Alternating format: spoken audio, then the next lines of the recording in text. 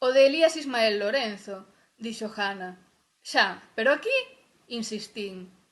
Non, aquí non había.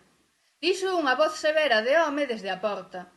A xente ali reunida mirouno sorprendida. A min doume unha volta no corazón. Perdoade que chegue tarde, pero é que alguén se debiu esquecer de avisarme. Deixou caer con segundas. Este é Froilán, dixo mentras tiraba dun brazo que se me facía coñecido. Fíxose un silencio tenso. Sentín como se un feixe de vélaro me atoase a gorxa impedíndome respirar, impedíndome falar, impedíndome fuxir, aínda temendo un desenlace fatal. Tardabas, díxome arqueando unha daquelas cellas de malvado. Vigo mirouno con curiosidade, torcendo a cabeza cara a el, sorrindo con malicia ao recoñecer o seu nome e ver a miña cara de pánico. Se non te avisamos, igual foi por algo, atacou Victoria. Fixemos como sempre, avisamos a primeira liña, dixo Raúl.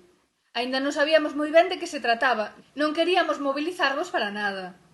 De todos os xeitos ti tamén traes unha sorpresa, curioseou Vigo.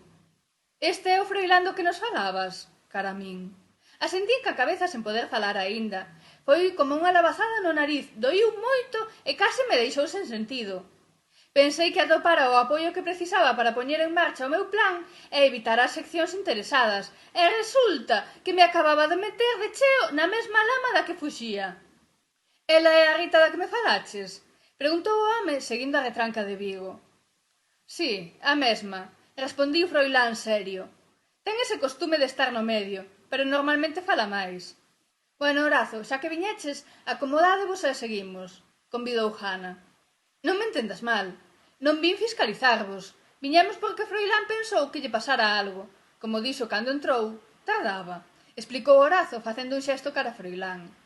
Xa será un pouco de todo, apuntou Vigo sorrindo.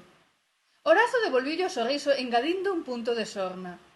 Iso non ten importancia nese momento. Canto máis se alonga a reunión, peor para nós. Máis risco corremos, reconduciu Raúl. Rita estaba nos contando o seu plan. Tiven que lanzarlle unha mirada asasina.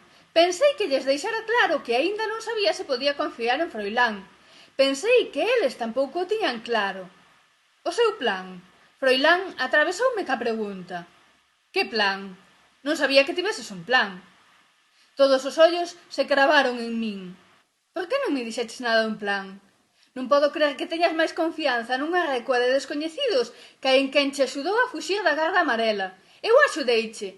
Que fixeron eles por ti? Froilán excesivo. É impresión miña?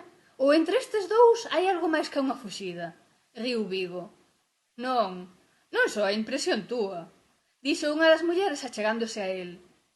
Rita dicía de ir ao comezo de todo e ver de solucionalo desde alí. Interrompeu o debate Raúl. Como plan ten algunhas lagoas, riu Horazo. Ir ao comezo, iso era o que querías, claro. Daquela chegar aquí foi un erro de cálculo, pero por defecto, non por exceso. Ti estás mal. Mirando a Horazo. Non hai plan, volvemos.